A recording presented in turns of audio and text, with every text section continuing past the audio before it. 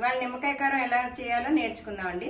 దానికి కావాల్సిన ఇంగ్రీడియంట్స్ నిమ్మకాయలండి. ఇలా ఈ సైజు నిమ్మకాయలు 6 ఉండాలి. 5 మిరపకాయలండి ఈ సైజువి. తగినంత సాల్ట్. ఈ స్పూన్ తోటి ఒక 2 స్పూన్లు మెంతులండి. 1 స్పూన్ ఆవాలు, పసుపు.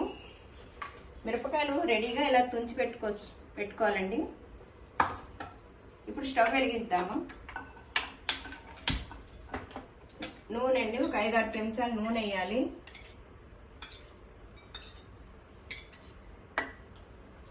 ఇంగు వేయాలండి.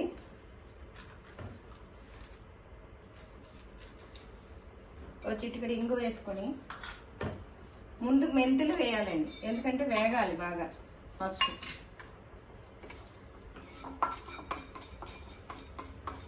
బాగా ఎరుపుగా రావాలండి, మరి నల్లగా కాకుండా గోధుమ కలర్లోకి రావాలి.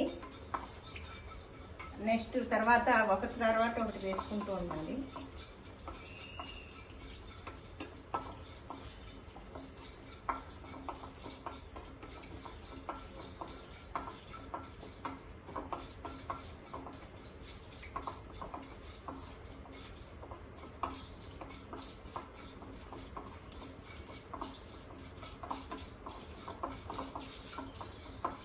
కొంచెం మెంతులు వేగడానికి టైం పడుతుందండి. కంగారుగా తీసేస్తే మటుకు జిగురు వస్తుంది, బాగుండదు.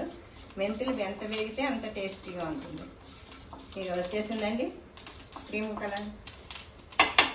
ఆవాలు వేసుకొని తర్వాత నెక్స్ట్ ఇంక ఇక్కడి నుంచి వేసేసుకోవటం మిరపకాయలు. ఇవి కూడా కొంచెం కలర్ రావాలి. మరీ నలుపు వస్తే బాగుండదు నిమ్మకాయ కారానికి. కొంచెం మరీ ఎర్రగా కాకుండా.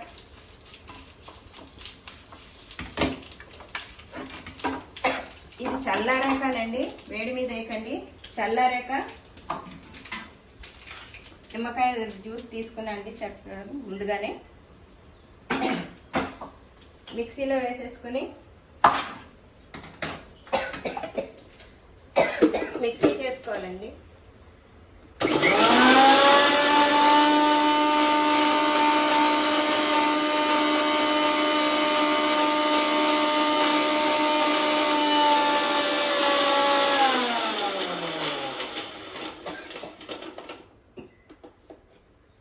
నెంబర్ 1, నెంబర్ 2 మెత్తగా రావాలి మటుకు పెట్టుకొని బాగా మిక్సీ చేసేసుకోవాలండి.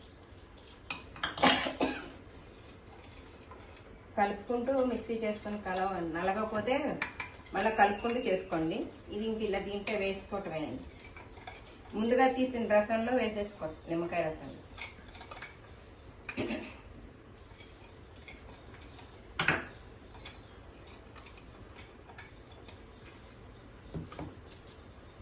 ఇలా కలుపుకోవాలండి.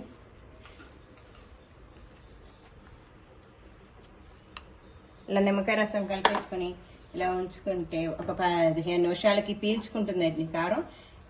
ఇది దోశల్లోకి, ఇడ్లీలోకి నంచుకు తింటే చాలా బాగుంటుంది. అన్నంలో కూడా బాగుంటుంది. అదే. Thank you. సబ్స్క్రైబ్ చేయండి, లైక్ చేయండి, షేర్ చేయండి.